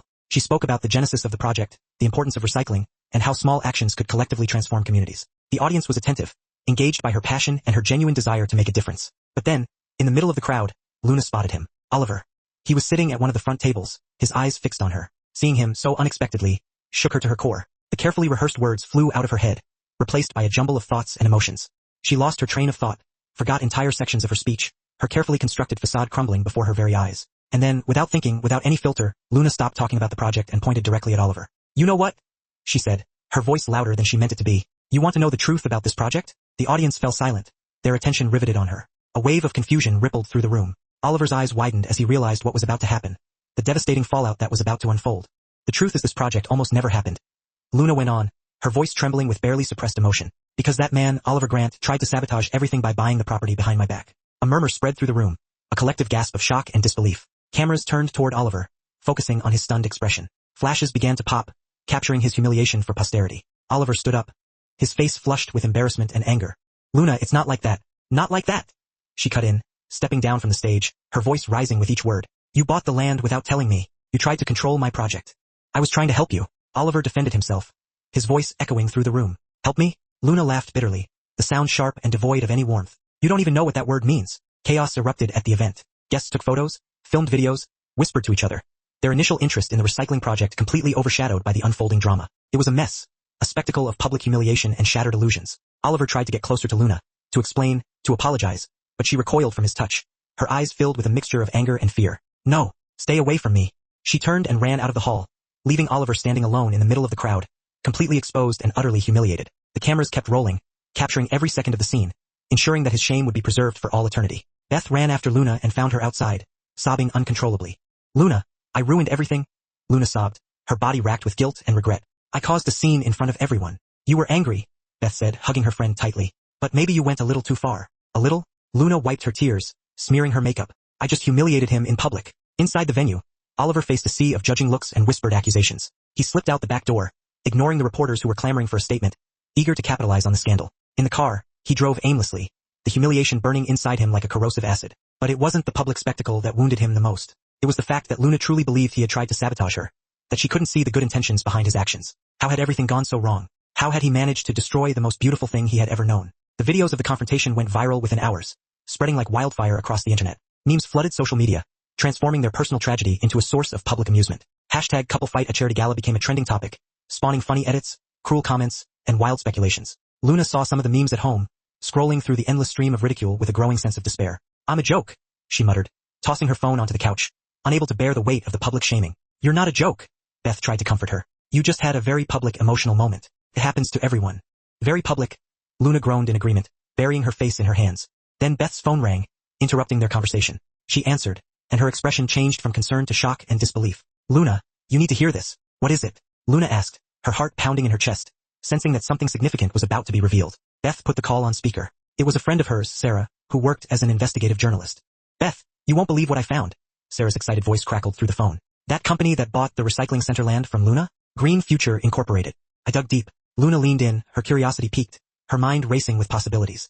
And what did you find? Green Future Incorporated was created by Kimberly Thompson, the journalist revealed. She used Oliver's name as a front, but she was the one behind it all. Luna felt a chill run through her, a sense of dread settling in her stomach. What? Kimberly wanted to ruin Luna's reputation and drive her away from Oliver. The journalist explained, her voice filled with indignation. She knew Luna would find out the land was tied to Oliver and think he was trying to control her. It was the perfect setup, designed to exploit your insecurities and destroy your relationship. Luna covered her mouth, horrified by the revelation. Oh my gosh, and there's more. The journalist continued, her voice taking on a more somber tone. Oliver didn't even know about the purchase. It was all done using forged documents. He only found out later when he tried to help Luna with real anonymous donations. Then he confronted Kimberly and convinced her to give up and transfer the land to him. He ended up buying it from her for a very high price, just so you could have it. Luna hung up the phone, her heart pounding in her chest, her mind reeling from the implications of what she had just learned. She had accused Oliver in public, humiliated him in front of hundreds of people, and he was innocent. He had been trying to protect her, to help her achieve her dream, and she had repaid him with anger and distrust. I need to talk to him, Luna said, grabbing her keys. Now, Beth asked, her eyes filled with concern. It's late, Luna. Maybe you should wait until tomorrow. No, Luna confirmed, rushing out the door. I can't wait. I need to tell him I'm sorry. She drove to Oliver's apartment, but there was no answer. She tried his office, but the receptionist said he wasn't there. She called dozens of times, but all her calls went straight to voicemail. Desperate, Luna called Ethan, hoping he could shed some light on Oliver's whereabouts. Ethan, where is he? Luna. Ethan's voice sounded tired, strained with emotion. He left town. Left? Where? Luna asked, her voice trembling with fear. I don't know, Ethan replied. He just said he needed to disappear for a while to get away from everything. Luna felt her legs weaken, her body threatening to collapse. When is he coming back? He didn't say, Ethan replied, his voice heavy with sadness. But Luna, he was really broken. The public humiliation, the false accusation, the betrayal. It was too much for him to bear. I know, Luna whispered, the tears coming back, blurring her vision. That's why I need to talk to him. I need to tell him that I know the truth. If I hear anything, I'll let you know, Ethan promised, his voice filled with compassion. Luna hung up the phone and stood in the middle of the street, lost and alone. Oliver had disappeared, and she didn't know if she'd ever get the chance to say she was sorry, to ask for his forgiveness, to tell him that she still loved him. In the days that followed, rumors started spreading about Oliver's whereabouts. Some said he had left the country, seeking refuge in some far-flung corner of the world. Others claimed he had gone into complete isolation, shutting himself off from all human contact. No one really knew the truth. Luna threw herself into her work at the recycling center, trying to distract herself from the gnawing guilt that was eating her up from the inside. But every can she picked up, every bottle she sorted, reminded her of him, of how they had met, of how it all began, and of how it had all ended, perhaps forever. Beth tried to cheer her up, to remind her of the good things in her life, but Luna was inconsolable. I lost him, she said, staring into the distance, her eyes filled with a profound sense of loss. And this time it's my fault. I drove him away, and I don't know if I can ever fix it. The city kept moving, oblivious to her pain. The days kept passing, each one blending seamlessly into the next. But for Luna, time had stopped the moment Oliver disappeared, and she didn't know if she'd ever get the chance to rewind the clock, to undo her mistakes, to reclaim the love she had so carelessly thrown away. 3 months later, autumn arrived in New York, painting the city in hues of gold and crimson, bringing cooler air and a sense of melancholy that mirrored Luna's own mood. Luna had changed in the weeks since Oliver's departure. She looked more mature, more confident in her abilities, but there was still a sadness in her eyes that she couldn't quite hide, a lingering reminder of the pain she carried within. The community recycling center had finally become a reality. After a long and arduous struggle, fueled by donations from the community and support from small business owners, Luna had managed to launch the project on a new piece of land, far from the previous complications and the lingering shadow of Oliver's involvement. The place was simple but welcoming, a testament to Luna's dedication and her unwavering commitment to her vision. Light green walls adorned with colorful murals, containers organized by material type, a small classroom for sustainability workshops. It was everything Luna had dreamed of and more, a tangible expression of her hope for a better future. She had turned the project into an official nonprofit, fully registered and recognized, securing its long-term sustainability and solidifying her commitment to the community. The name she had chosen, a reflection of her own journey, was Recycle Hearts. That name's kind of cheesy, Beth joked, helping her sort through a pile of aluminum cans. I know, Luna replied with a smile, a hint of the old spark returning to her eyes. But it fits. We're not just recycling materials. We're recycling hope too. Since when did you get so philosophical? Beth teased. Since I learned that life hurts, but we survive, Luna said, shrugging. We pick up the pieces, we learn from our mistakes, and we keep moving forward. The work kept Luna busy, providing a much-needed distraction from the thoughts that haunted her days and nights. But Oliver still crossed her mind, a constant presence in the back of her head. She wondered where he was, if he was okay, if he had found peace. She wondered if she'd ever see him again. Ethan stayed in touch occasionally, offering brief updates on Oliver's well-being, but he never revealed his location. He needs time, was all he would say. He needs to heal. One day, Luna received an invitation to give an interview on a local TV show focused on social entrepreneurship, a program that celebrated individuals who were making a positive impact on their communities. It was a great opportunity to promote the nonprofit, to raise awareness about its mission, and to attract more support. You have to go, Beth insisted, her eyes shining with excitement. It's the perfect opportunity to showcase your work and inspire others. I'm not sure. Luna hesitated, her anxiety resurfacing. What if they ask me about Oliver? What if they dredge up the past and rehash all the drama? Then tell the truth, Beth said firmly. You made a mistake. You learned from it and you've moved forward. Don't let the past define you. After much deliberation, Luna agreed to do the interview, determined to face her fears and use the opportunity to spread a message of hope and resilience. It was time to confront the past and embrace the future, whatever it may hold. The interview was recorded in a small auditorium, with an audience of about 50 people. Luna was nervous but determined, channeling her anxiety into a steely resolve. She wore a simple yet elegant outfit, her hair down and cascading over her shoulders, a shy smile gracing her face. The host, a woman named Claire Hayes, was known for asking direct but fair questions, creating a comfortable and engaging atmosphere for her guests. Luna Carter, it's a pleasure to have you here, Claire said, smiling warmly. Tell us about Recycle Hearts. Luna took a deep breath and began to speak, her voice clear and confident. She explained how the project started, the challenges she had faced, the victories she had achieved. She talked about the power of recycling to change not just the environment but lives as well, to empower communities and create a sense of shared purpose. The audience was attentive, engaged by her passion and her genuine commitment to her cause. Claire asked smart, insightful questions, and Luna answered with honesty and vulnerability, sharing her personal journey and the lessons she had learned along the way. Then came the inevitable question, the one she had been dreading. Luna, we all remember the incident at the Green Future Gala, Claire said gently, her tone respectful and understanding. Do you regret what happened that night? Luna felt a knot in her chest, a familiar wave of guilt washing over her, but she didn't look away, didn't shy away from the truth. Yes, she said, her voice barely a whisper. Very much so. I let anger and pain take over, and I ended up hurting someone who didn't deserve it. Oliver Grant, Claire said, prompting her gently. Yes, Luna confirmed, her voice trembling slightly. I accused him unfairly, and to this day, I carry that guilt with me. Have you tried reaching out to him? Claire asked, her eyes filled with compassion. I did, Luna answered, her voice laced with sadness. But he disappeared, and I don't blame him. After what I did, I would have disappeared too. The room fell silent, everyone hanging on her words, moved by her honesty and her vulnerability. And if you could speak to him now, if you had the chance to say something to him, what would you say? Claire asked softly, her voice barely audible. Luna paused, taking a deep breath, carefully considering her words.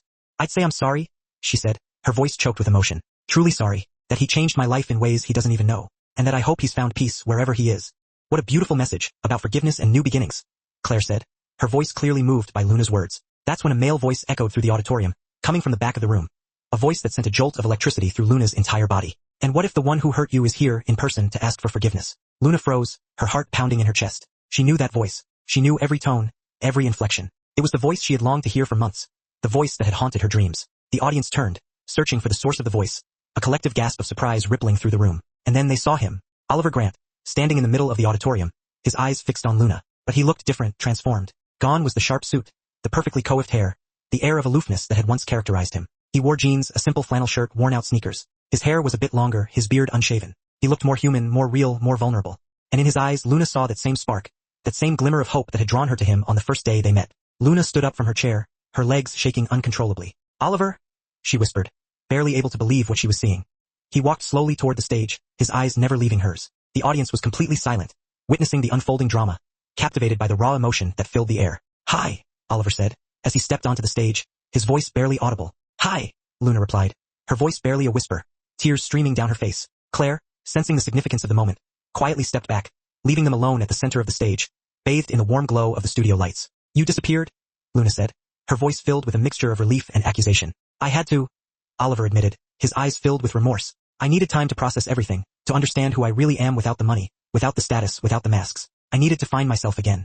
And did you figure it out? Luna asked, her voice laced with hope. Oliver smiled, that same little crooked smile she loved so much, the smile that had first captured her heart.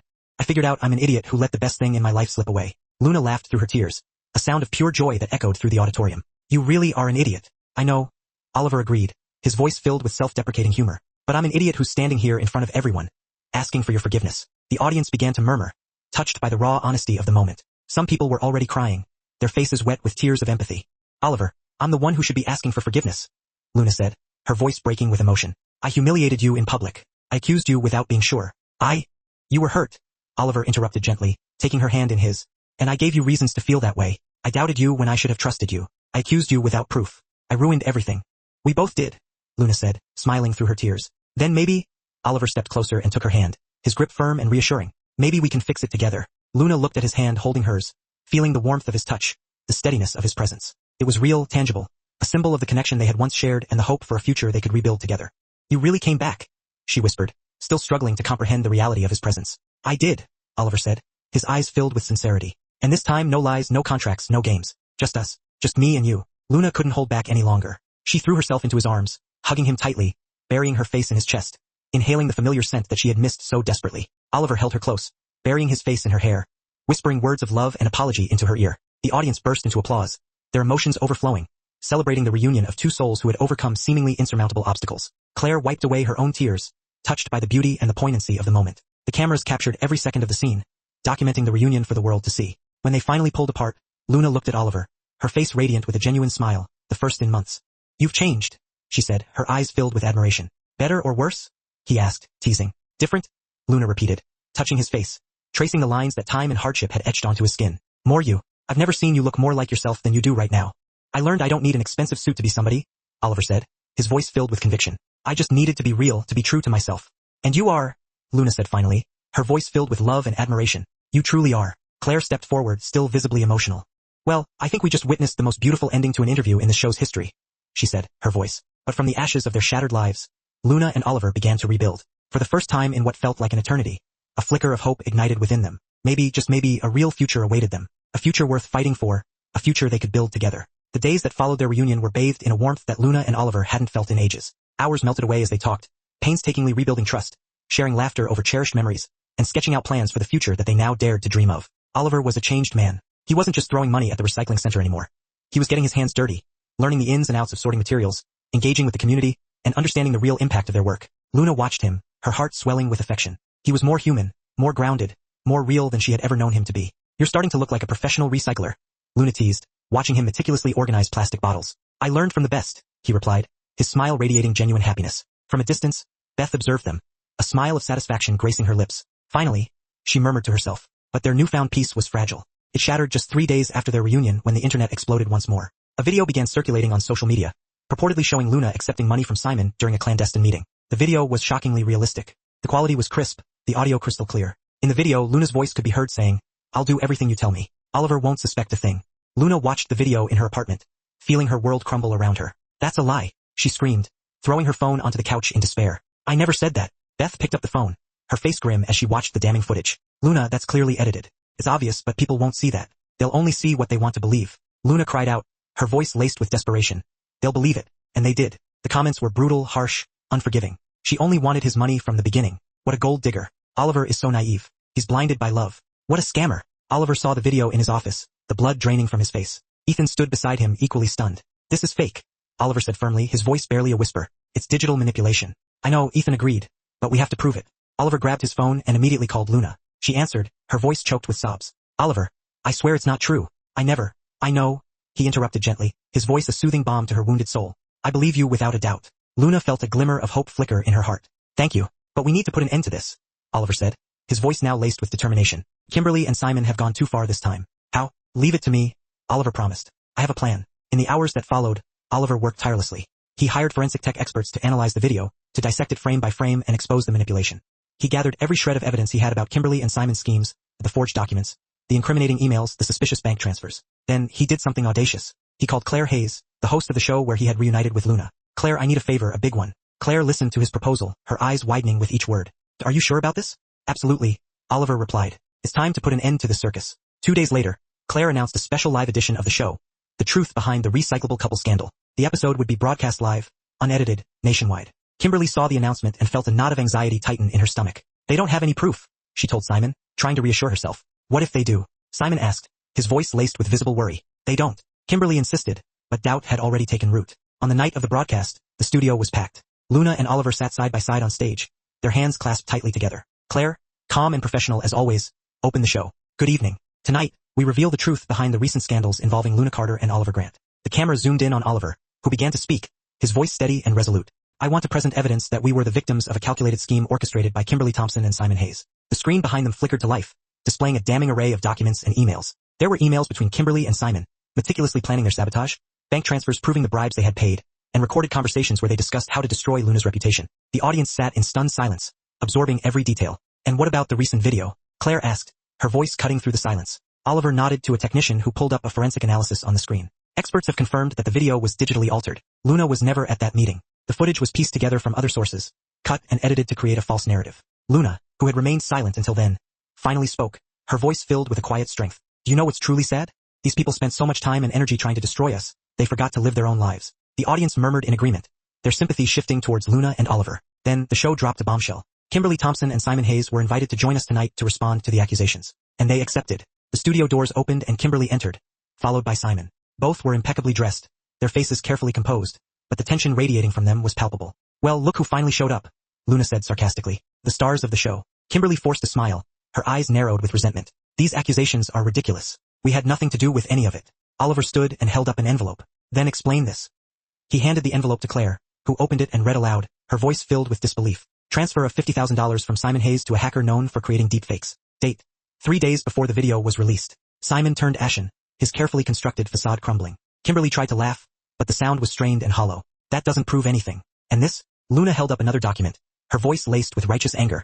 Messages between you and Jennifer, your friend, planning exactly what she should say to drive me away from Oliver at the engagement party. The audience erupted in a cacophony of reactions, some booing Kimberly and Simon, others gasping in shock. You spent months trying to tear us apart, Oliver said, his voice steady and unwavering. You sabotaged my company, slandered Luna, and spread lies, all because you couldn't accept that I moved on. Kimberly lost her composure, her carefully constructed veneer cracking under the pressure. You humiliated me, she shouted, her voice dripping with venom. You left me for her. She pointed at Luna with contempt. Luna stood up calmly and walked over to Kimberly, her eyes blazing with defiance. You know what's recyclable? She asked, a sarcastic smile playing on her lips. Kimberly blinked, confused. What? Your nerve? Luna answered, her voice dripping with irony. Because that much audacity deserves to be reused for something useful. The audience erupted in laughter and applause, their support firmly behind Luna. Even Claire smiled, struggling to maintain her professional composure. Simon tried to defend himself, his voice trembling. Look, things got out of hand. They got out of hand when you decided to ruin people's lives out of revenge. Oliver interrupted, his voice filled with disgust. And now you're gonna pay for it. Claire turned to the camera, her face serious. I should inform you that while preparing for this show, all the evidence was sent to the proper authorities. The police are now investigating. Almost as if on cue, police officers entered the studio. One of them approached Kimberly and Simon. Kimberly Thompson and Simon Hayes, you're under arrest for fraud, defamation, and corporate sabotage. Kimberly tried to argue, but the officer cut her off, reading her rights. Simon lowered his head, defeated. The audience watched in silence as the two were led away in handcuffs, their reign of terror finally over. Luna looked at Oliver, who squeezed her hand reassuringly. It's over, he whispered. Finally, Luna replied, a wave of relief washing over her. After the show ended and the cameras were off, Luna and Oliver remained alone in the empty studio. The emotional exhaustion was etched on their faces. I can't believe it's over, Luna said, sinking into one of the chairs. Oliver sat next to her, his hand reaching for hers. It really is. And there's more. More what? With the evidence we collected, my lawyers managed to trace the money Simon stole from the company, Oliver explained.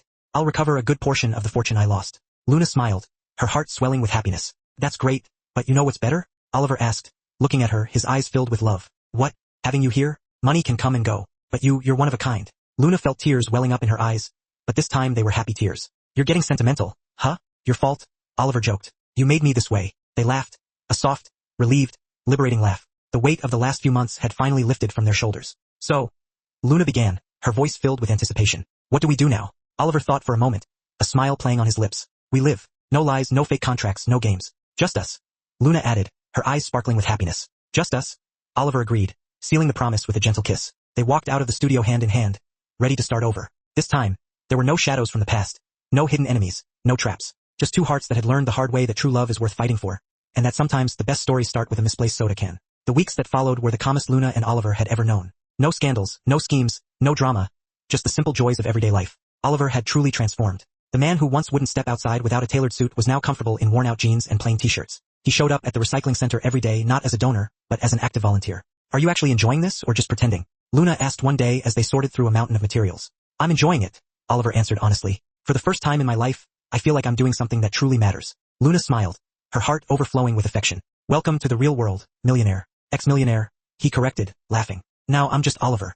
I like that better, Luna said, reaching out to touch his face. But Luna had something else in mind. Oliver had changed, yes, but there was still a lingering trace of his old life, a part of him that hadn't fully broken free from his privileged past. She wanted to test how far that change really went. Hey Oliver, Luna called out one sunny morning. I have a challenge for you. Oliver raised an eyebrow, a hint of amusement in his eyes. What kind of challenge? You're going to spend the day collecting bottles with me on the streets, Luna said, crossing her arms. For real, the way I do it every day. Oliver hesitated, his brow furrowing slightly. But I already help out here at the center. That's not the same. Luna cut him off, her voice firm but gentle. Here, you're inside, comfortable. I want you to feel what it's like to spend hours on the street, pushing a heavy cart, searching for materials. Oliver looked at her, and saw that familiar, daring sparkle in her eyes. He smiled, his heart filled with admiration for her unwavering spirit. Alright, I'm in. Really? Luna seemed genuinely surprised. Really? When do we start? Now, Luna said, tossing him a pair of well-worn gloves. They walked the bustling streets of Manhattan with the recycling cart, the sounds of the city swirling around them. Luna was used to it, but Oliver quickly discovered that the job was far more challenging than he had imagined. Good grief, this cart is heavy, Oliver complained, struggling to push it up a slight incline. You're pushing it empty, Luna laughed. Wait till it's full. They stopped at the first trash bin, a overflowing receptacle overflowing with discarded waste. Luna showed him how to quickly and efficiently sort out the recyclable materials, her movements fluid and practiced. Oliver tried to copy her, but fumbled with the gloves, spilling half the bottles onto the grimy sidewalk.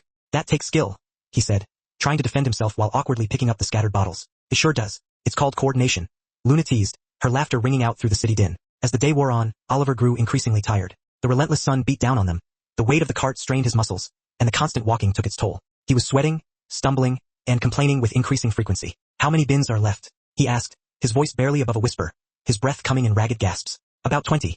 Luna replied, her voice calm and steady, her energy seemingly inexhaustible. 20. Oliver stopped in the middle of the sidewalk, his face etched with exhaustion. You do this every day? Every day, Luna confirmed, a knowing smile playing on her lips. Welcome to my world. Oliver looked at her with a newfound sense of admiration. You're amazing. I know, Luna said with a shrug, her eyes twinkling with mischief. But keep pushing. I'm not carrying this alone. By the end of the day, Oliver was completely and utterly worn out. His legs ached, his arms trembled, and every fiber of his being cried out for rest. When they finally returned to the recycling center to unload the cart, he collapsed into a chair, his body refusing to cooperate any longer. I'm going to die, he groaned, massaging his aching legs. Luna burst out laughing, her amusement evident. Don't be so dramatic. You're not going to die. My muscles disagree, he said, closing his eyes in defeat. Come on, Luna said, taking his hand and pulling him to his feet. Let's go to my apartment. You need real food. In Luna's small but cozy apartment, Oliver looked around with genuine curiosity. It was simple but full of charm, reflecting her personality and spirit. Photos adorned the walls, vibrant plants lined the windowsills, and a carefully curated collection of books filled the shelves. I like it here, Oliver said, sinking onto the comfortable couch. It's small, but it's mine, Luna replied, heading towards the tiny kitchen. And now you're going to cook. Oliver jumped to his feet, his eyes widening in alarm. Me cook? Yes, you, she confirmed, pointing to the assortment of ingredients on the counter. We're making pasta. You can't mess that up. Luna.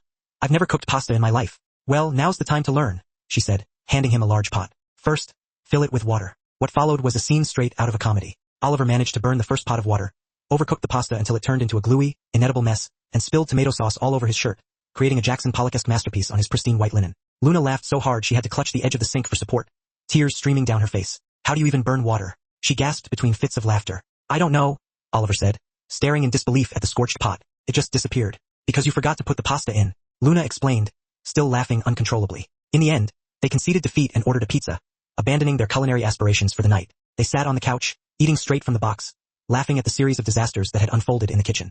I've never had so much fun cooking, or trying to cook, Oliver said, grabbing another slice of pizza. You're terrible in the kitchen, Luna joked, wiping a stray tear from her eye. But you're incredibly funny. Oliver looked at her, his smile fading into something deeper, something more profound. Luna? She turned to him, her eyes filled with anticipation. Oliver took a deep breath, gathering his courage. I think I'm in love with you. Really in love. Not just the pretend stuff from the contract, not just attraction. It's more than that. It's everything.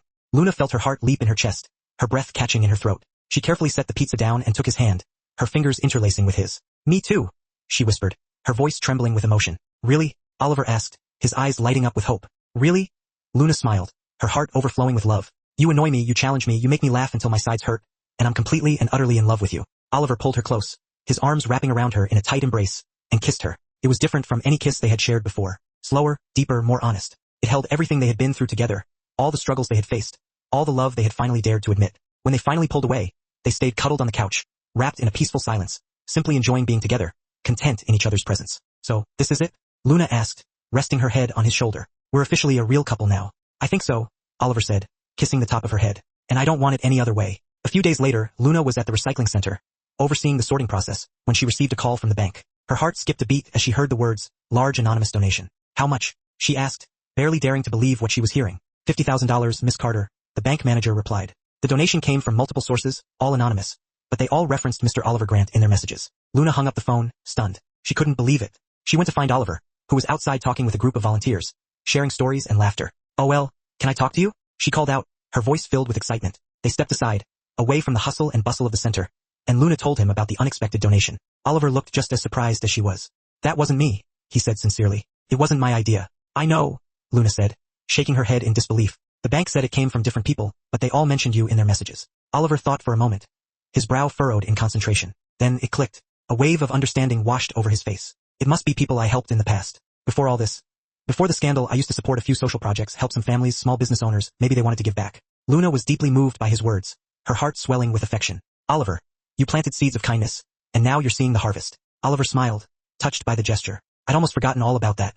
"But they didn't," Luna said, hugging him tightly. "And look how it comes full circle." They stood there in each other's arms, realizing that love and kindness always find their way back, often when you least expect it, and that sometimes, the greatest wealth doesn't come from bank accounts, but from the grateful hearts and lives you've touched. 3 weeks later, on a quiet afternoon at the recycling center, Oliver was acting strangely, his behavior noticeably different. He kept fidgeting with his pockets, glancing at Luna every few minutes, and taking deep breaths as if preparing for something incredibly important. Beth, ever observant, noticed his unusual behavior and nudged Luna playfully. "He's acting weird today. Is everything all right?" Luna looked at Oliver, who nearly knocked over a stack of meticulously sorted bottles. His face flushed with nervousness. "Yeah, he's kind of clumsy. Maybe he's finally going to propose," Beth joked, her eyes twinkling with anticipation. Luna laughed, dismissing the idea. "Come on, we only just started dating for real. It's way too soon." But Beth, as she often was right. At the end of the day, after all the volunteers had gone home, Oliver asked Luna to stay a little longer, his voice slightly shaky. He led her to the small garden they had planted next to the center, a vibrant oasis where wildflowers bloomed in pots made from recycled materials. "Luna, I need to tell you something," Oliver began, his voice laced with nervousness. "Are you okay? You've been acting strange all day," Luna said, her brow furrowed with concern. Oliver took a deep breath, summoning his courage, and took her hand, his touch sending a shiver of excitement down her spine. "When we met, I was an empty man. Wealthy, yes, but empty inside. I had everything, and yet I had nothing." Luna listened in silence, her heart pounding in her chest. "You came into my life, literally by throwing a can at my car," Oliver continued, a smile tugging at the corners of his lips. "And since then, you've turned my world upside down. You taught me what it means to be real, to love truly, to live with purpose." "Oliver," Luna whispered, her eyes shimmering with unshed tears. Oliver got down on one knee, his gaze locked on hers, and pulled a small velvet box from his pocket. Inside, nestled on a bed of satin, was a simple but beautiful ring, crafted from polished recycled metal, with a small, sparkling crystal embedded in the center. "This ring was made from materials found right here at the center," Oliver explained, his voice thick with emotion. "Because I wanted it to represent everything we've built together." "Luna Carter, will you marry me?" Luna brought her hands to her mouth, her body trembling with emotion. The tears she had been holding back finally spilled over,